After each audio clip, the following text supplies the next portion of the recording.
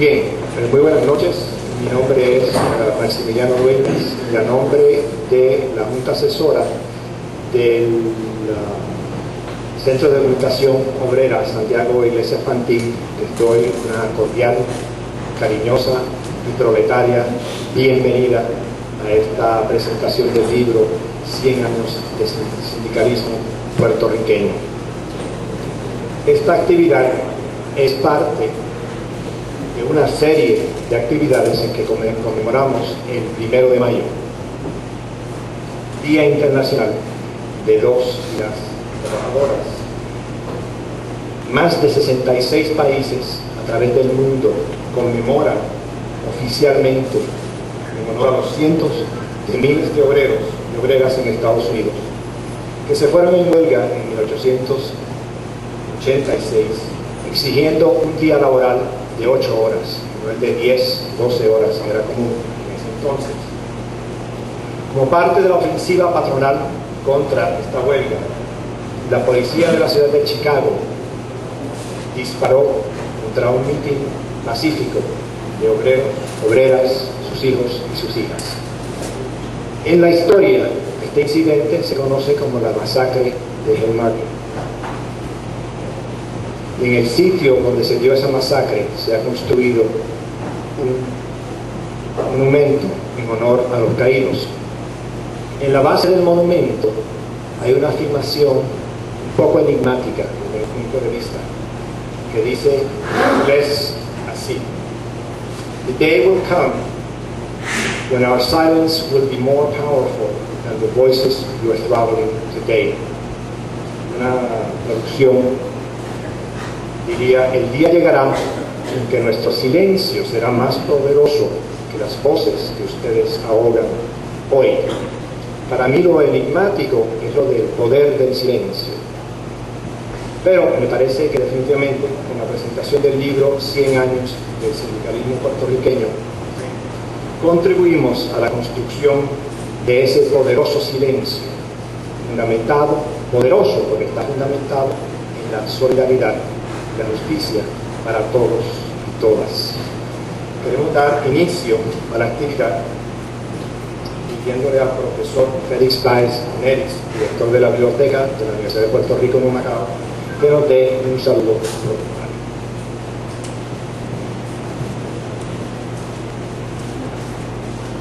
Muy buenas noches, me place saludarlos en esta hermosa noche aquí en la ciudad del grano, la ciudad de Humacao, un proyecto tan hermoso como el que atendemos esta noche. Y quiero de entrada, con el aplauso de ustedes, saludar a la familia del entrañable amigo Eric Pérez, que se encuentra con nosotros.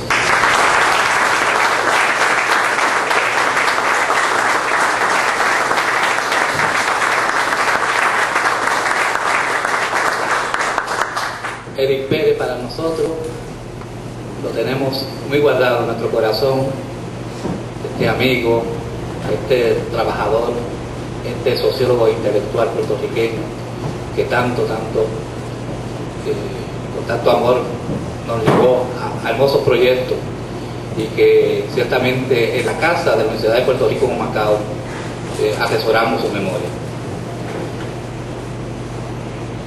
Quiero también saludar a todos los participantes de este hermoso proyecto, a los amigos de la Universidad de Puerto Rico en Bayamón que nos visitan y de la Universidad de Río Piedras, donde fueron esos dos, junto a Humacao, esos dos puntos de encuentro que se unieron para que este hermoso proyecto que la noche de hoy presentamos a escena sea posible. Quiero agradecer muy profundamente a todos ustedes por ese valioso trabajo, por esa encomienda que pasó la batuta luego de que nuestro compañero Eric Pérez se adelantara a morar con el Señor. Pasó a manos del compañero Carlos Pérez, que está aquí con nosotros, y luego Mario Roche tomó ese batón para que hoy, esta noche, celebremos con mucho orgullo este libro tan valioso y con una aportación justamente cuando celebramos en el día de ayer el Día Internacional de los Trabajadores y las Trabajadoras. Así que con ese orgullo extraordinario que sentimos en el Centro de Documentación Obrera Santiago Iglesias Pantil, de ser en este momento gestor de un trabajo que tenemos en las metas y el norte, centrado en resaltar y destacar la aportación de la clase trabajadora a la sociedad puertorriqueña, nos sentimos muy orgullosos de contar con la valiosa participación de ustedes en esta noche, porque suman, y aquí tenemos al amigo Pedro Gran, que nos dice, ¿verdad?, con su presencia, lo valioso que es este trabajo, y de eso Pedro Gran sí que nos puede hablar. Así que a todos ustedes, gracias por acompañarnos esta noche. Sabemos que la vamos a pasar muy bien. Realmente bienvenidos a casa.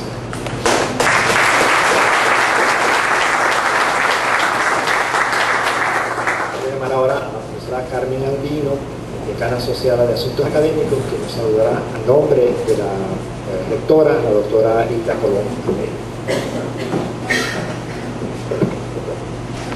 Muy buenas noches a todos y a todas. Me uno al saludo del compañero Félix Báez y a nombre de nuestra rectora, la doctora Hilda Colón, que por motivos de viajes oficiales no puede estar con nosotros esta noche. Me siento bien orgullosa de estar aquí con ustedes porque, como decía el compañero Max Ureña, hoy tiene que ser un momento sublime, porque se ha culminado un trabajo de muchos años, ¿verdad?, que los compañeros han ido gestando. Y hablar de 100 años de sindicalismo puertorriqueño, esto es una joya literaria. Y es así porque recopila la vida misma del puertorriqueño y de la puertorriqueña, de la vida misma del trabajo arduo que se lleva a cabo cada día en este país y en cómo se enfrenta, ¿verdad?, las circunstancias del sindicalismo puertorriqueño. Así que yo sé que la rectora hubiera querido estar aquí con nosotros porque esto es un momento bien importante para la Universidad de Puerto Rico Humacao. Le agradecemos a los compañeros que han estado trabajando en esta obra y le agradecemos a toda la comunidad de la Universidad de Puerto Rico Humacao que tengamos, ¿verdad?, la suerte de contar con personas tan importantes que dejan una huella en nuestra sociedad puertorriqueña y que nos movemos un poco más allá, y que en esta semana, y como hemos estado el día 1 de mayo juntos en las actividades de los trabajadores y las trabajadoras de este país, que sigamos juntos creando, que sigamos juntos luchando porque de verdad lo tengamos ese poder que aún en silencio, como dice Max, sea el poder que mueva esta sociedad que tanto nos necesita. Así que muchísimas gracias, y yo sé que Humacao se siente sumamente orgulloso de contar con ustedes y esperamos que esta obra sea reconocida no únicamente en Humacao, en Puerto Rico, sino que trascendamos linderos. Muchas gracias.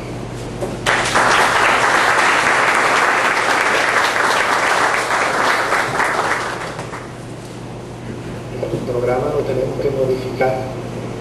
Carmen Centeno, la doctora Carmen Centeno, la doctora de Bayamón, la próxima persona en el programa no ha llegado todavía, así que vamos a brincar directamente a la presentación del libro que hará Carlos Alá Santiago.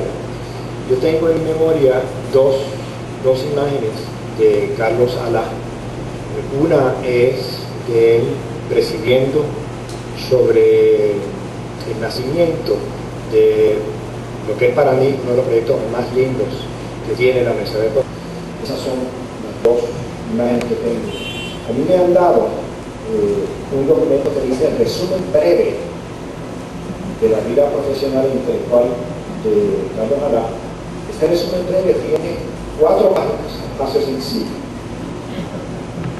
resacado, que yo entiendo es lo más importante que podemos decir de Carlos Alá. Carlos Alá es catedrático de la Escuela Graduada de Administración Pública de la Universidad de Puerto Rico en el recinto de Río Piedras.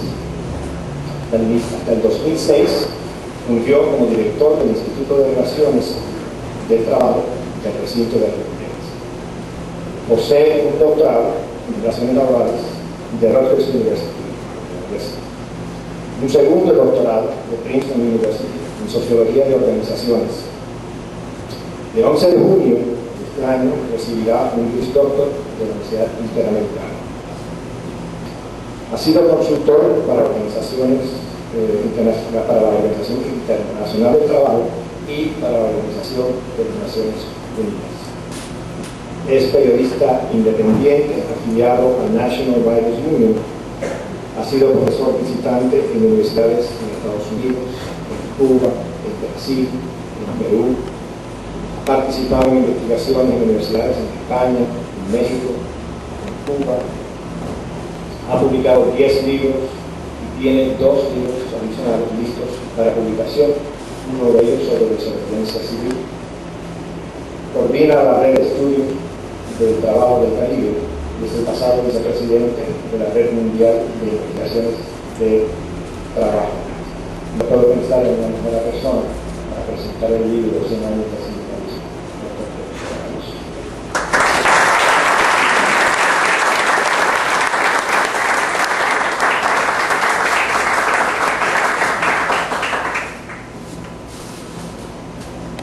Me han dicho que sea breve. Tengo 20 minutos. Está bien, porque yo lo que quiero es provocar un poquito para no salirme de muchas cosas que quiero decir de este tremendo libro. Lo voy a leer. Esos listos son aquellos que se dieron cuenta que pueden vivir en la opulencia a costa de los demás. Esos listos se percataron que pueden robarle a los demás el producto de su trabajo. Don Pedro Gran Chacón, líder obrero presente aquí, escribió esas palabras precisamente en la apertura del Congreso que da nacimiento a este libro. Quisiera agradecer al profesor e investigador Mario Roche Velázquez y al querido Ramón Fuentes, presidente de la Federación Puertorriqueña de Trabajadores, por su amable invitación a presentar el libro 100 años de sindicalismo puertorriqueño, compilado por el hoy fenecido profesor Eric Pérez Velasco, bautizado acertadamente por los compañeros como historiador y sociólogo del movimiento obrero puertorriqueño. Este libro recoge las memorias y artículos producidos en ocasión de la celebración del Congreso Internacional del Centenario del Sindicalismo organizado en Puerto Rico en 1898-1990. Un saludo especial a la comunidad académica de la Universidad de Puerto Rico en Humacao, con quienes me une un cariño muy especial, muchos años de ofuscada intención por mejorar las relaciones laborales en la universidad que tanto queremos. Mi felicitación a todas las personas que han tenido que ver con la organización de esta actividad.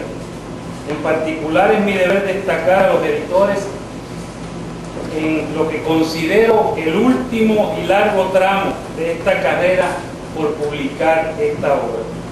Me refiero al compañero profesor Mario Roche Velázquez de la UPR en Humacao y la compañera profesora Carmen Centeno Añeses de la UPR en Bayamón.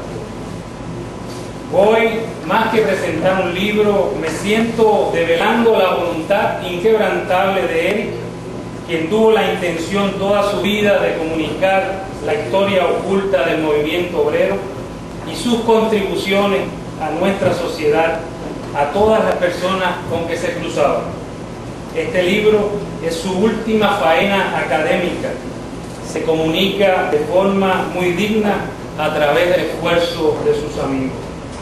Grande debe ser el cariño que le tenían para que estas personas invirtieran tanto tiempo y propósito en la publicación de un libro que de por sí es tarea muy difícil en Puerto Rico. Eric comenzó la edición de este libro junto al querido Carlos Pérez Morales, profesor, historiador, bibliotecario y retirado del Centro de Documentación Obrera Santiago Iglesias de la UPR en Humacao. Nos dicen los editores que la inesperada muerte del primero y el retiro prematuro del segundo por razones de salud interrumpieron el proceso de poner al alcance de futuras generaciones este segmento tan importante de la historiografía puertorriqueña en general y de la historiografía laboral en particular.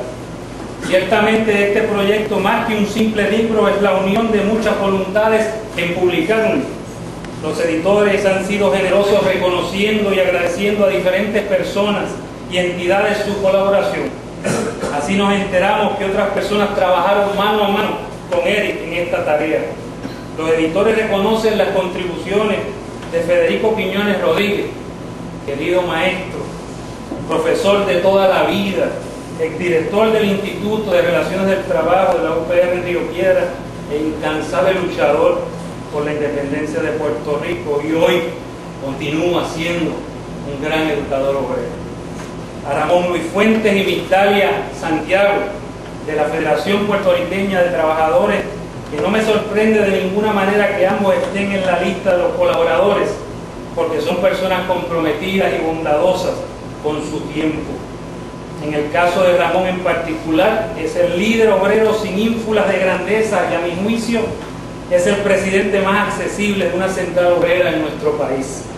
También reconocen a Blanca Laborde, nieta de Santiago Iglesias Pantín, y a Alina Luz Santiago, ambas profesoras de la UPR en Humacao. Por otro lado, nos comunican cómo la convocatoria de concluir el proyecto se unieron también representantes de las comunidades académicas de la UPR en Río Piedras, en Humacao y en Bayamón.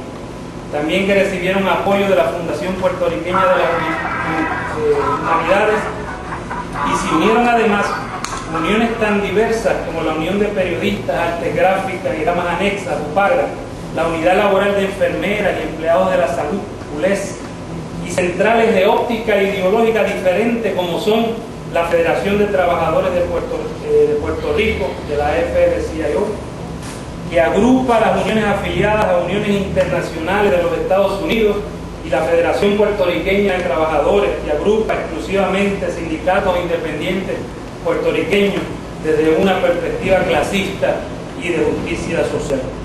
Finalmente se menciona el respaldo del Instituto Laboral de Educación Sindical, del Centro de Investigaciones Laborales de Documentación y Educación Sindical y la Casa de Estudios Monseñor Castro. El concurso de un grupo tan diverso en este proyecto es una prueba fehaciente de que los propósitos fuertes unen las voluntades más dispersas. El propósito de la publicación de un libro pudo más que la diversidad ideológica. El propósito de honrar la memoria de un amigo superó la incomunicación entre sectores militantes de la lucha sindical.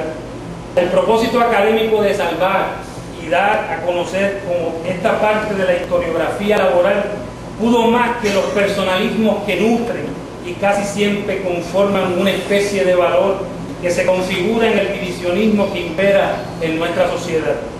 Toda esta colaboración se logra no desde una perspectiva insular, sino dentro de un contexto y una convocatoria amplia, caribeña y continental.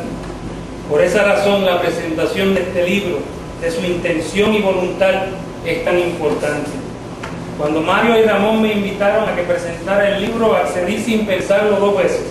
Esto a pesar de haberme prometido a mí mismo que hasta que finalizara mis estudios de Derecho no iba a aceptar ninguna tarea académica adicional, porque realmente me estaba volviendo loco.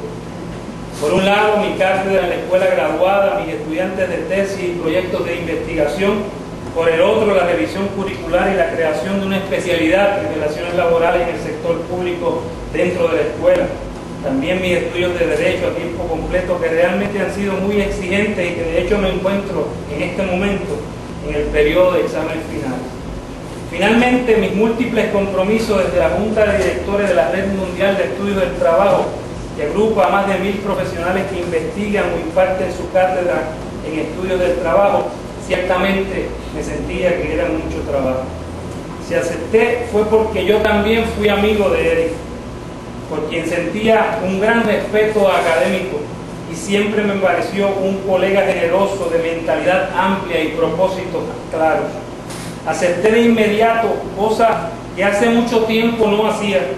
Francamente acepté y no sabía el volumen del libro ni cuánto tiempo tenía para la presentación. Acepté porque yo también y en silencio quería homenajear a un amigo de la forma que mejor conozco, de la forma que es más fácil, es decir, escribiendo unas palabras sobre la obra que es producto de su convocatoria. Acepté y no sabía el lío en que me estaba metiendo. El texto que me han pedido presentar contiene 416 páginas, 16 artículos de matiz científico y riguroso y unos 14 ensayos más sencillos que oscilan entre meras opiniones bien intencionadas pero sin basamento científico hasta propuestas muy ingeniosas en materia historiográfica. En la obra participan 34 autores, muchas de estas personas de gran prestigio. Se incluye además un interesante ensayo fotográfico y varios mensajes. Entre los autores se encuentran profesores, escritores, políticos, administradores, sociólogos, historiadores, bibliotecarios y líderes obreros. A los escritos de estas personas le acompañan, aunque en menor número, trabajos de colegas de Cuba, República Dominicana, México, Perú, Estados Unidos y España. Los artículos están distribuidos en 5 grandes temas, que de hecho podrían haber sido 5 muy buenos libros. El primero, los relacionados con el Centro de Documentación Obrera y su conservación. Los segundos, los de historia del movimiento obrero puertorriqueño. Los terceros, los que describen modelos de sindicalismo. El cuarto, los que analizan el sindicalismo de otros países. Y finalmente, artículos generales que cubren desde la economía política hasta el neoliberalismo. El libro está lleno de imágenes, como corresponde a un buen libro que trata temas de historia. Imágenes que evocan historia, costumbres de pueblo, contradicciones, sonido, pasión y acción militante. Carlos Pérez Morales y Félix Báez Neris nos presentan el hacho, lamentándose que para la nueva generación boricua este no significa nada. Los autores nos lo presentan como un modo de aprecio y defensa a nuestra nacionalidad. El hacho, nos dicen, era la antorcha rústica de los campesinos, el emblema político del Partido Socialista original y un arma incendiaria contra el cañaveral en momentos difíciles de la huelga. En el artículo, los autores justifican el uso de esta imagen de profunda raíz campesina y acepción iluminadora para llamar la atención hacia la importancia de la historia de los obreros, de los trabajadores y de los desposeídos. Por su parte, Carlos Quiroz Méndez nos presenta una imagen muy sugestiva cuando expresa que la educación obrera clasista no es equivalente a un depósito bancario en una cuenta vacía, para elaborar su tesis de que la educación debe ser un intercambio de experiencias en la cual se fomente el cuestionamiento de la realidad y la búsqueda de soluciones que ayuden a desarrollar la conciencia de los compañeros de clase. Su tesis educativa es freiriana. Esta evoca tanto el diálogo facilitador como la crítica a la educación bancaria, elaborada por el hoy fenecido gran educador sindicalista brasileño y uno de mis profesores tanto en Estados Unidos y Brasil, don Paulo Freire. Para Freire, la educación liberadora es un develar continuo de la realidad, donde el educador es solidario con los que se educan. 2 imágenes preciosas son construidas en el artículo publicado por Juan Justi Cordero sobre la huelga cañera de 1942, que él entiende, y es verdad, es desconocida para la mayor parte de los puertorriqueños. El profesor Justi nos habla del tiempo muerto que no está muerto, para clarificarnos que luego de la caña y la zafra había otras tareas, lo que el autor llama una gama de actividades generalmente campesinas. Había que trabajar para sobrevivir. La otra acertada imagen es la del campesino proletario, que parecería una gran contradicción parecida a la producida por un ex gobernador mal educado que todos recordamos, y hablaba de los católicos protestantes. Critica a Justi con afán muy agudo las interpretaciones de caribeñistas famosos como Sidney Mintz, que atienden la contradicción campesino-proletario, planteando que ni lo uno ni lo otro, o tal vez ambos. Para Justi, esta conveniente interpretación no agota la realidad de multiplicidad ocupacional que él quiere problematizar. Esta imagen nos ayuda a distinguir entre los obreros del ingenio y los trabajadores agrícolas, donde los primeros son la fuerza de todos los sindicatos azucareros. Para el autor, el proletario rural y sus características, así como sus acciones concertadas, no han sido adecuadamente tratados por la historiografía obrera, cosa lamentable, nos dirá. También el corto pero incisivo y bien documentado artículo de Robert Rabin Sigal, bostoniano de nacimiento pero viequense por adopción, sobre la huelga de obreros agrícolas de Vieques en 1915, evoca muchas imágenes. ¿O qué les parece el pintoresco nombre de Théophile Jacques Joseph Marie Le Guillon, del primer gobernador militar y además político de Vieques entre 1832 y 1843? ¿Qué le parece el término usado en la época? El alquitrete, que es un equivalente al comemierda, al traidor, al ameojo, al alcahuete del patrono que conocemos hoy. Tres versiones nos presenta de un episodio de la huelga, sucesos acontecidos en la noche del 16 de febrero de 1915, que culminaron con 30 sentenciados a cumplir un total de 34 años de cárcel. Las tres versiones están llenas de imágenes impresionantes de militancia y coraje, pero también de odio, envidia y traición. Este es un precio muy alto, parecido a los 100 años de libertad sacrificada que en conjunto sumaron las condenas de los desobedientes civiles en Vieques en tiempo reciente. Estas imágenes no se agotan a través del libro y cada autor las va eslabonando con un solo fin: clarificar sus pensamientos y puntos de análisis. Así vemos el mundo masculino del trabajo, que incluye una versión masculina de la mujer, su condición en el trabajo y lo que la autora María del Carmen Baelga Santini llama la creación del otro, en un excelente artículo. Esto no necesariamente significa problematizar el asunto de la equidad y la justicia, sino de una atención políticamente correcta, la de la intrusa en el mundo del trabajo. Un hecho antinatural, nos dice la autora, una visión particular compartida por los más radicales de los tabaqueros, que construyen a la mujer como diferentes para ser controladas dentro del movimiento. Las mujeres son miembros subordinados de la gran familia del trabajo, nos dice, donde reinan los hombres verdaderos, los que eran fieles a la unión y al partido, los demás subalternos convenientes. El buen maestro Aníbal Quijano nos presenta una imagen a través de toda su reflexión que dista de ser un artículo científico. La imagen presentada es la del trabajo que perdura criminalmente en condiciones deplorables. Lo titula a propósito "El trabajo al final del siglo XX", para descartar de salida los chorros de tinta que se han malgastado para concluir que es el fin del trabajo. 200 millones de seres humanos viven como esclavos o semiesclavos hoy. 800 millones buscan trabajo y no lo encuentran. Los mal llamados desempleados, los de utilidad, los disponibles, los accesibles, los nómadas, entre tantos eufemismos de nuestra época.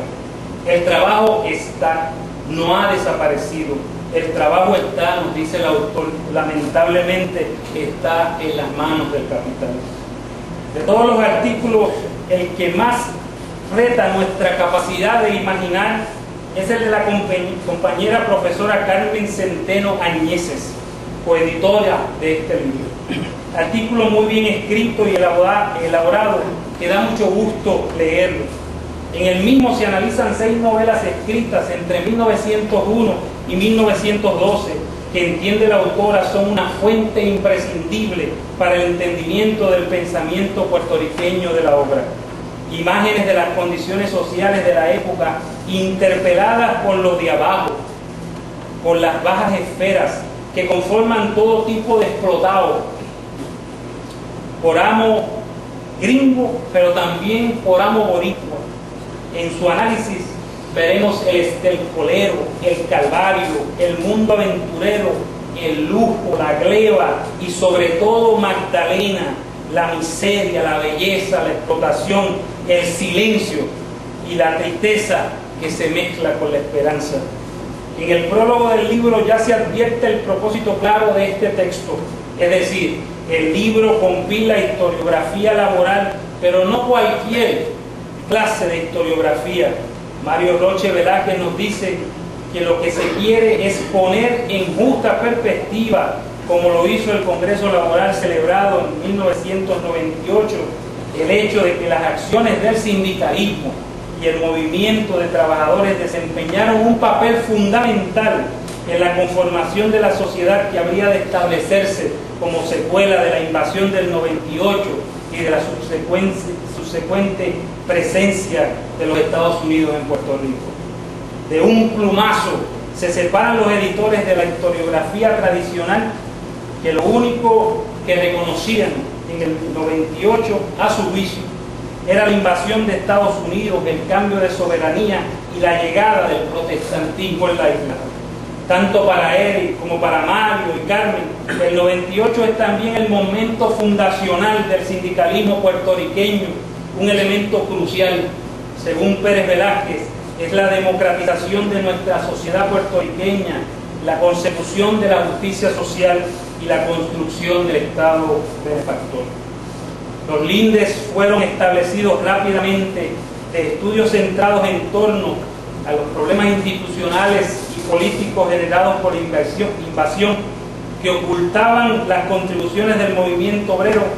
Pérez Velázquez propone otra perspectiva que reconoce una tendencia más rica a su juicio de hacer historia social de lo cotidiano y donde no desaparezcan los trabajadores y sus instituciones. Al combo de disidentes, los editores suman sin necesariamente consultarles a María del Carmen Baerga, a Rubén Dávila, a Ángel Quintero Rivera y a Gervasio Rivera. A estos destacados historiadores y sociólogos le indilgan la responsabilidad o el mérito, dependiendo de quién lo juzgue, de ser los promotores de un estudio integral del obrerismo, tanto en su formación como en términos de su clase y su cultura. Visión que se alejó de la llamada historia obrera basada en las historias de los sindicatos y los partidos políticos. Existe cierta nostalgia en los editores que se reconoce cuando rememoran circunstancias del pasado que se fueron. Por ejemplo, subrayan que tanto la tradición cultural obrera como la integración entre intelectuales y el movimiento obrero se ha ido desvaneciendo a tal grado que al presente podría afirmarse que andan por rutas diferentes. Yo no estoy de acuerdo con esta apreciación, un tanto a mi juicio fatalista. A mí me parece que un gran grupo de intelectuales gravita solidariamente alrededor de los sindicatos y de las causas del movimiento obrero, sin ser convocados ni ser miembros de estos. Creo que realmente estos intelectuales, hombres y mujeres de buena fe, quisieran participar más, contribuir más, pero que no están dispuestos a renunciar a su criterio propio. Lo que pasa es que en términos generales, muchos en el liderato del movimiento obrero han preferido los intelectuales alineados e incondicionales a un liderato, a una ideología en particular o visión sindical de cómo se administra el sindicato, despreciando a muchos intelectuales que podrían hacer grandes contribuciones sin ser subalternos y manteniendo su respeto propio como profesionales. En fin, que no todos los intelectuales tienen que ser reducidos a la condición de subalternos, que tengan que decir lo que es conveniente para entonces ser reconocidos como los verdaderos amigos. Así, esa brecha entre el movimiento y los intelectuales se cerraría. Igualmente nostálgico, pero algo desenfocado, resulta el planteamiento que afirma categóricamente que la huelga del pueblo de 1998 unió al movimiento obrero y la aprobación ese mismo año de la Ley de Relaciones del Trabajo para el sector público, conocida como Ley 45 del 98, quebró esa unidad. Cantaleta que se repite en muchos de los escritos de opinión que encontramos en el libro. Como si la unidad o la división fueran mecánicamente construidas, como si ambas no fueran la doble cara de un mismo protagonista que no ha tenido la capacidad de reconocerse, de percatarse que su brazo izquierdo y el derecho son partes esenciales de su cuerpo y que enfatizando críticamente en el lado en que se encuentra el brazo, se menosprecia la esencia que para ser realmente los une a pesar de las diferencias. La unidad en una sola central del movimiento obrero es una utopía que se discute en el libro, pero de las que son posibles porque existen propósitos claros que superan diferencias trascendentales. El problema es que lo intrascendente ofusca el pensamiento, justificando el simplismo analítico y promoviendo un estreñimiento mental que resulta en la estupidez que no permite la concertación de las acciones obreras más simples. Por eso existe la división, por eso se le aprecia más que la unidad, por eso se trata de justificar lo injustificable, es decir, que las acciones dispersas de unas uniones puedan aspirar a ser efectivas, más efectivas que la acción militante del movimiento entero. La celebración del Congreso del Centenario y la publicación de este libro, repito, prueban que la unidad de propósitos produce resultados positivamente insospechados. Por esa razón nos comunican los editores su satisfacción de que se lograron los objetivos trazados, incluyendo primero pasar balance en torno a la historiografía de Puerto Rico, el Caribe y Latinoamérica, sus tendencias y las posibilidades de adelantar nuevos paradigmas teóricos y metodológicos. Segundo, contribuir al desarrollo y fortalecimiento de la sociología del trabajo en Puerto Rico y el Caribe. Y tercero, concientizar a los participantes del valor histórico y cultural de las fuentes documentales en general y de lo laboral en particular. Estos propósitos se encuentran preservados en los escritos que discutimos a continuación. Bueno, aquí comenzaría el primer tema. Este libro tiene 5 temas. ¿Cuánto tiempo me queda? ¿Vas a ver? Porque quiero terminar con unas palabras de Eddie que son fabulosas. Y antes se lo quiero... 5 minutos. Ok. Muy bien. Yo sigo en el orden que estoy aquí. Juro a los que puedan, a los que no puedan, no se enchismen conmigo, es cosa mía. Después le mandamos el artículo por correo electrónico. Mire, si es difícil presentar un libro de un autor, imagínate un libro de 45 chivo, siempre. Bueno, en esta primera parte, que son los artículos relacionados con los centros de documentación obrera y su conservación, se incluyen 9 escritos. 7 de estos se relacionan a los centros de documentación obrera y 2 nos hablan de educación obrera. Entre los autores se encuentran Carlos Pérez Morales, Félix Valles Neris, Miguel Rodríguez, Víctor García San Inocencio, Aurelio Martín Nájera, Jorge Luis Lufriu Evade, Ramón Fuentes y Carlos Quiroz Pérez. Carlos Pérez Morales, en su artículo El Centro de Documentación Obrera, Santiago Iglesias Pantín, nos describe el centro. El autor nos narra la evaluación que realizaron en 1989 de la colección privada de la señora Igualdad Iglesias, viuda de Pagani, hija de Santiago Iglesias Pantín.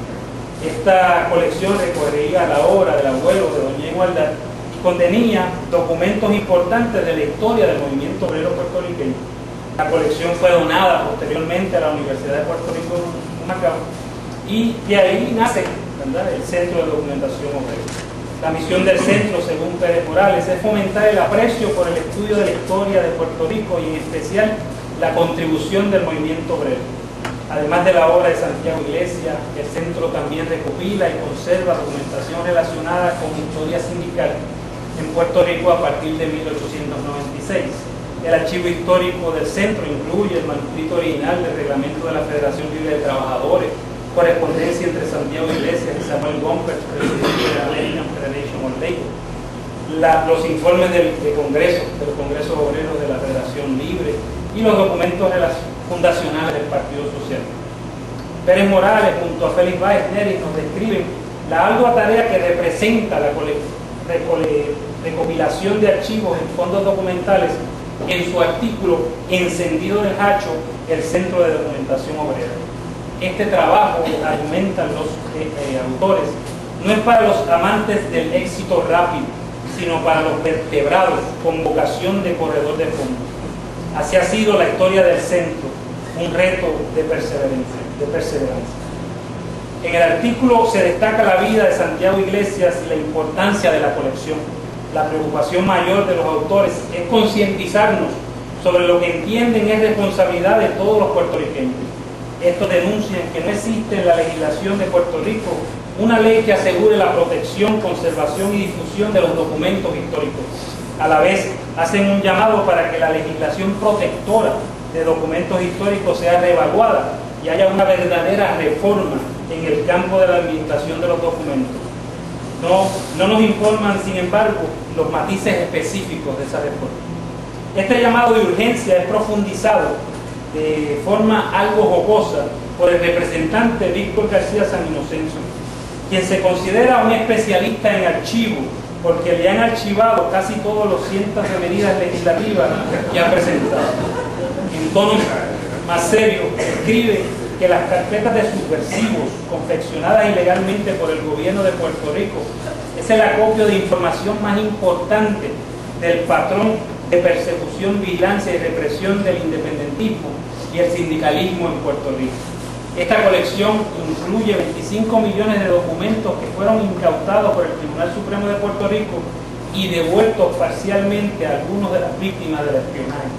Lamenta el autor su sospecha de que la principal fuente archivística sobre el movimiento trabajador está en las carpetas, fueran estas reclamadas o no. García San Inocencio destaca varios problemas que tendría que enfrentar una legislación protectora de esta documentación. En primer lugar, nos habla del fraccionamiento de la documentación. Se refiere a la fragmentación de lo federal y lo local, desde el punto de vista oficialista de la conservación de los documentos, y la que produce la estructura de los sindicatos divididos en uniones internacionales norteamericanas y las independientes de origen puertorriqueño. En segundo lugar, menciona el asunto de cuántos recursos y para qué tipo de archivo. Tercero, discute el problema del control de los documentos, señalando que una legislación de archivo para la conservación de documentos tiene que tener dientes e incluir elementos de obligatoriedad que clarifique lo protegido por la intimidad de lo que resulta patrimonio público. Miguel Rodríguez, profesor mexicano con cátedra tanto en la Universidad de Reims en Francia y la Universidad Nacional Autónoma de México, confiesa que el estudio de las clases trabajadoras es un tema que solo recientemente ha interesado a los investigadores que se ocupan de la historia mexicana. En su libro Hacer la historia de los trabajadores mexicanos, fuentes y logros, nos presenta una bibliografía rica sobre el movimiento obrero en México y de varias obras académicas monumentales de destacados historiadores. Entiende Rodríguez que nuevas fuentes de información obrera fueron puestas a disposición de los investigadores a partir de los 70 y hace un esbozo de cada una de ellas.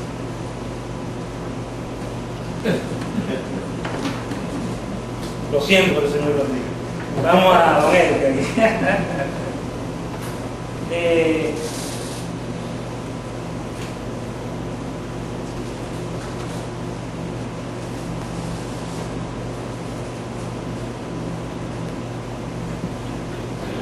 Un artículo tremendo ahí de la Fundación Pablo Iglesias,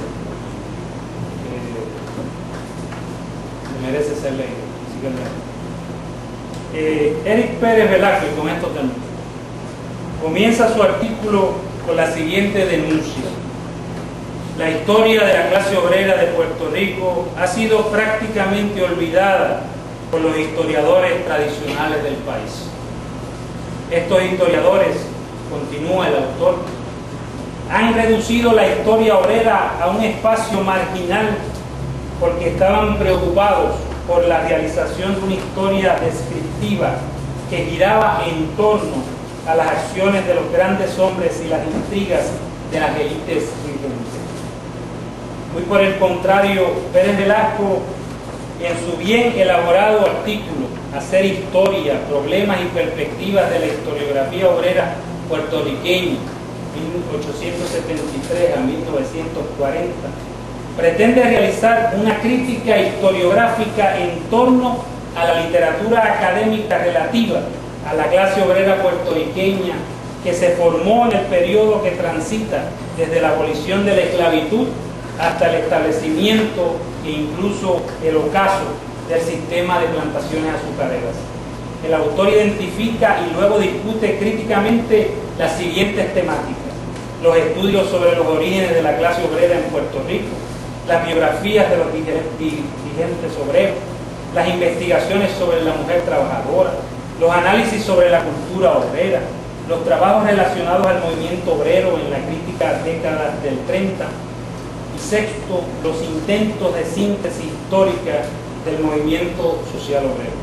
Estas mismas temáticas sirven para subdividir su trabajo y de cada una de estas sugiere aproximaciones diferentes que posibiliten la madurez de la historia obrera puertorriqueña.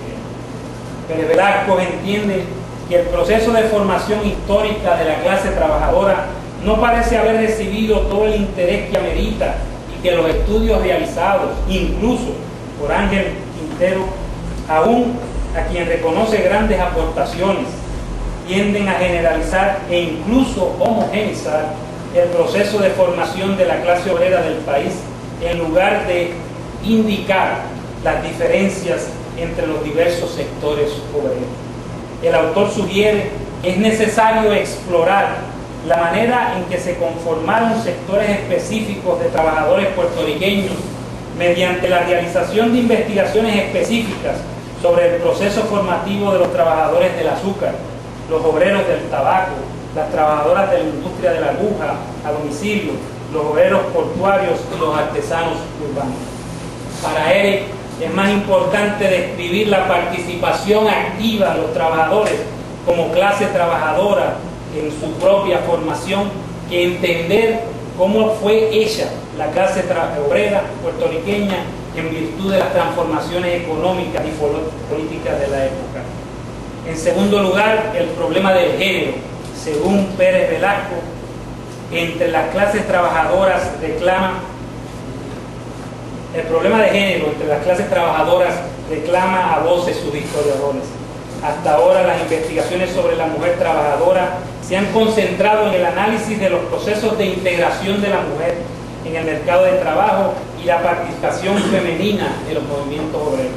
Esto, a juicio del autor, ha producido una visión distorsionada y reduccionista, una historia de una supuesta contribución femenina a un mundo exclusivamente masculino. La nueva perspectiva sugerida por Pérez Velasco es dirigirse hacia la exploración no ya de una historia de la mujer, sino de la construcción de una historia del género entre las clases trabajadoras. Bueno. Concluye el autor que la realización de una nueva historia, de una historia diferente sobre la clase trabajadora puertorriqueña, dependerá en gran medida de la capacidad desarrollada por una nueva generación de investigadores para enfrentar estos enormes retos intelectuales.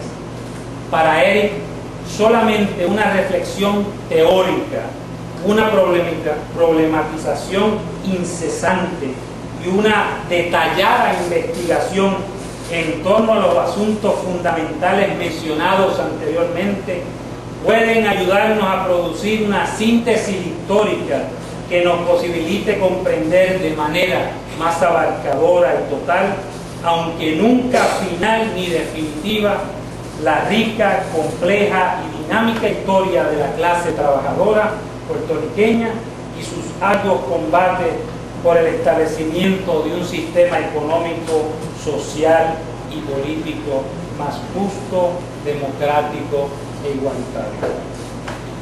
El libro contiene además un montón de artículos muy buenos y el ensayo fotográfico al final vale la pena solo observar esas fotos para darse cuenta del valor, de la fuerza, del sentido del movimiento obrero. Muchas gracias.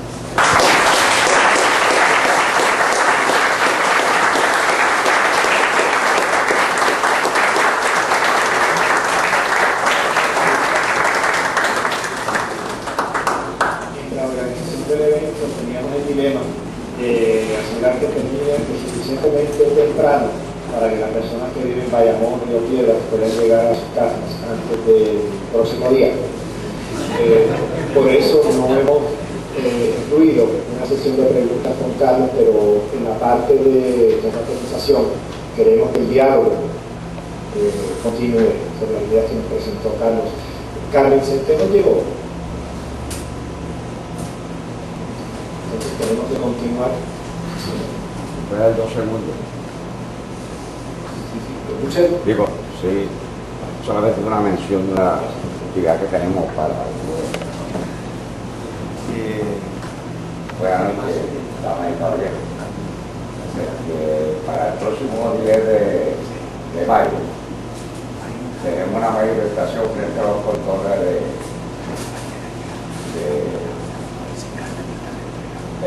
el área de Río Piedra allí. Es la asociación de jubilados que de alguna forma u otra lleva la demanda, las cuales no han conseguido nada. Y nosotros, por medio de la Junta, estamos soltando a aquellos compañeros que quieran llegarse el jueves 10 a las 10 de la mañana dentro de los controles de la estación experimental para compartir con nosotros la misma demanda. Aquellos que puedan, tenemos la última reunión con la Junta y verdaderamente necesitamos la ayuda de todos ustedes. Y precisamente esta oportunidad me dio a mí para poder bregar lo que digo nosotros. Buenas noches, muchas gracias por la oportunidad.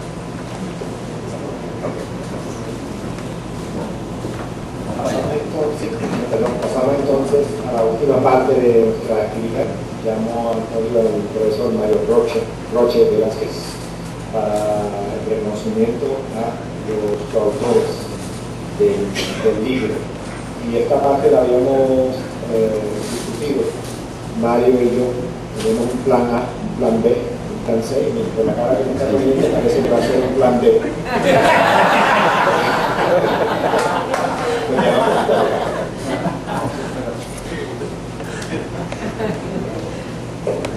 Buenas noches a todos y a todas. De verdad que nos complace sobremanera que estén aquí. Siguiendo con las alteraciones del plan, lo que habíamos previsto era una intervención de la compañera Carmen, por alguna razón no está aquí, me imagino de poder. Queríamos de alguna manera hacer sentir a Iliana, la compañera de Eric, a Melissa y a Marigaby, sus hijas, y a su distinguida mamá, cuyo nombre ahora mismo no lo sé, que están aquí presentes. Parte de lo que debería ocurrir es que en esa intervención de Carmen hubiera sido un homenaje. No obstante, quisiéramos llamar a la compañera Mabel y a la compañera que pasaran acá para hacerles un recibimiento.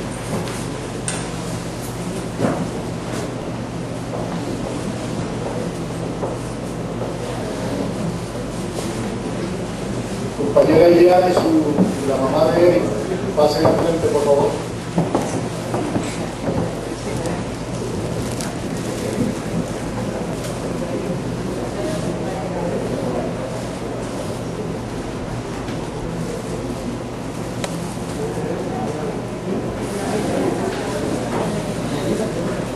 Que le queremos hacer a Iliana y a la mamá de Eric. presencia de Anelisa Margal. Adelante, compañera Mabel.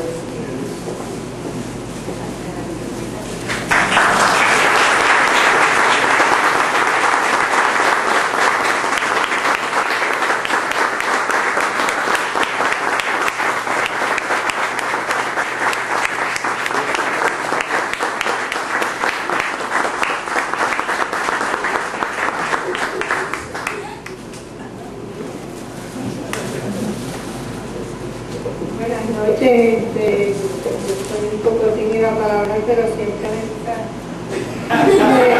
me sale eso y la maneja a ella que gracias.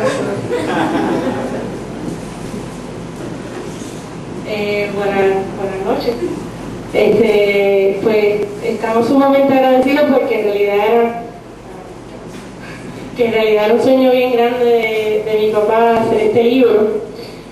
Cuando él estaba ya él murió en Boston porque se lo llevaron al hospital, y cuando él ya estaba allí, su afán era el libro, y él, o sea, su sueño era, ¿verdad?, poder ver ese libro completado. Él le viró la casa patas arriba a mi tía para conseguir los documentos para el libro, y es bien interesante porque a él lo enterraron el 1 de mayo y él murió cerca de como el 24 de abril, hace 3 años. Así que todo, ¿verdad?, podemos ver que todo estaba conectado. Así que ayer mismo fue que lo enterraron, ayer hace 3 años, hace 4 años, parece poquito, pero así que nada, que nos parece bien chévere que se le rinde este honor, porque en realidad era algo que él y que nos ha hecho a nosotros, ¿verdad?, sentirnos un poco más solidarios acerca de ciertas luchas, y cada una de nosotras, ¿verdad?, están en cuestiones similares a él. Así que en realidad, bueno, gracias.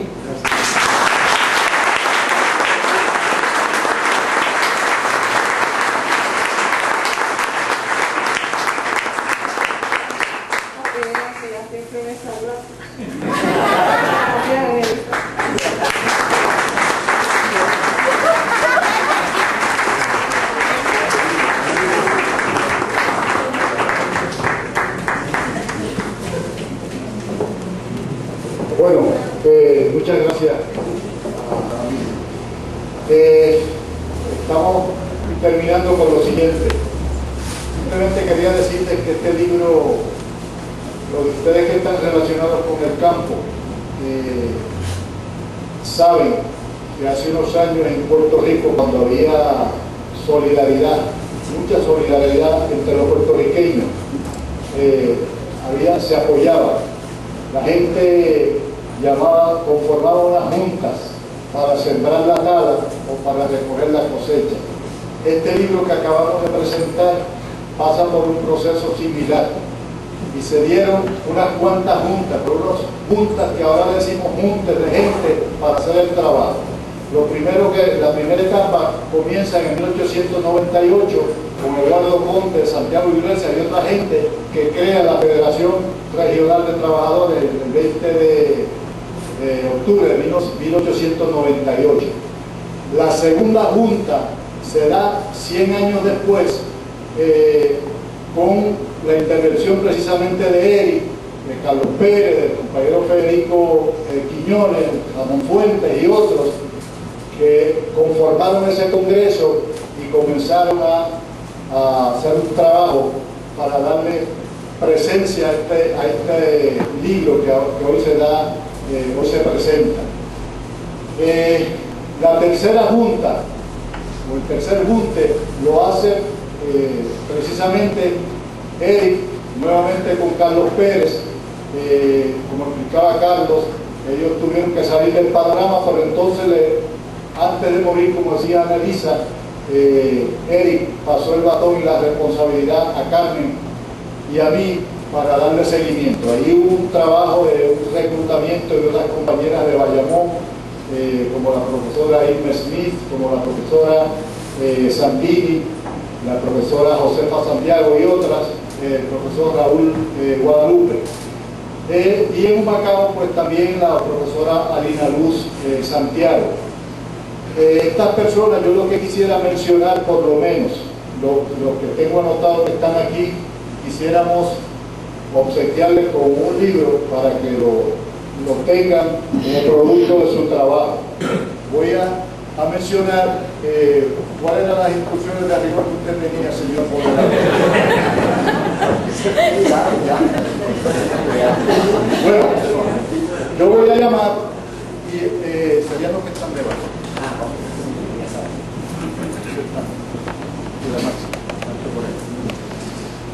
Número uno, el compañero Ramón Luis Fuentes, presidente de la Federación Puertorriqueña de Trabajadores y parte de la Junta Consultiva del Centro.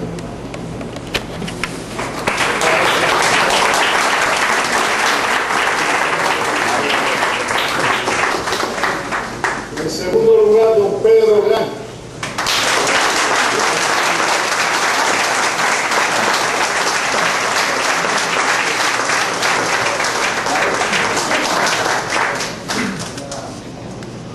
Miguel Ortiz.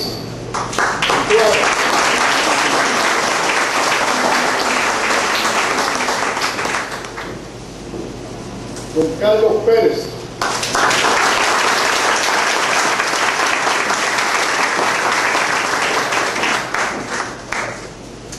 Don Federico Quiñones.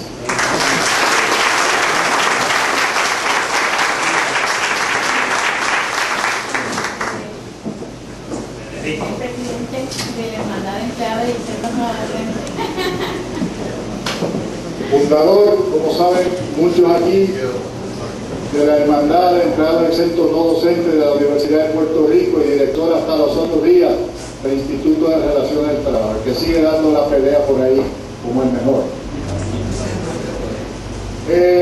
Continúo. Eric Pérez, tenemos un paquetito por ahí para la profesora Eliana Quintero. Lo podemos entregar ahora. Don Carlos Quirós.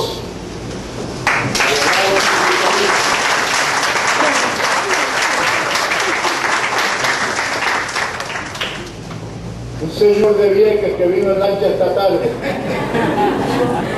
Se me ha escapado el nombre. Pase por acá. Roberto David.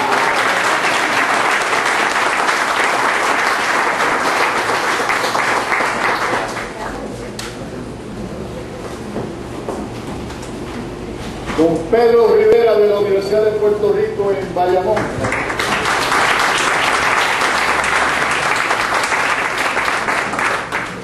Coautores del libro.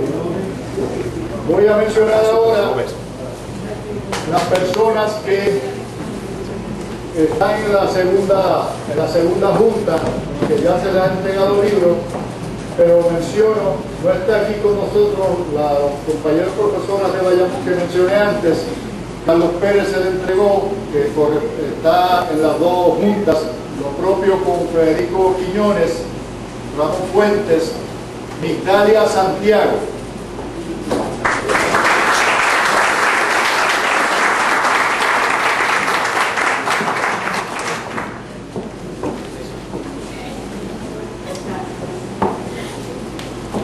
Los compañeros que están aquí presentes de la Junta Consultiva del Centro, que no han recibido libro hoy, van a recibirlo de mañana en adelante.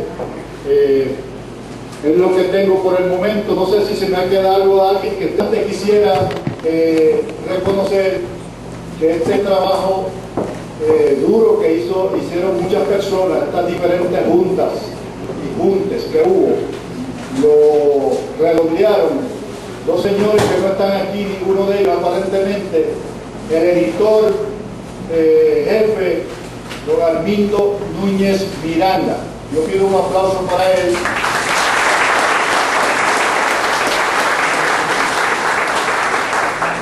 Y otro señor que no es muy callado, pero que es muy trabajador, que se llama don Marcos Pastrana, que hizo el trabajo de diseño.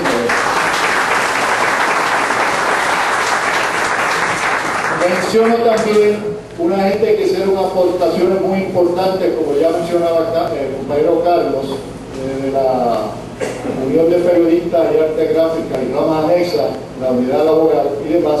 Y todo esto, estas personas que he mencionado, pues estuvieron, recogieron el endoso y el respaldo que le dio, agarró el batón en su última etapa, los compañeros de Ediciones Callejón, el compañero Elizardo Martínez Fernández.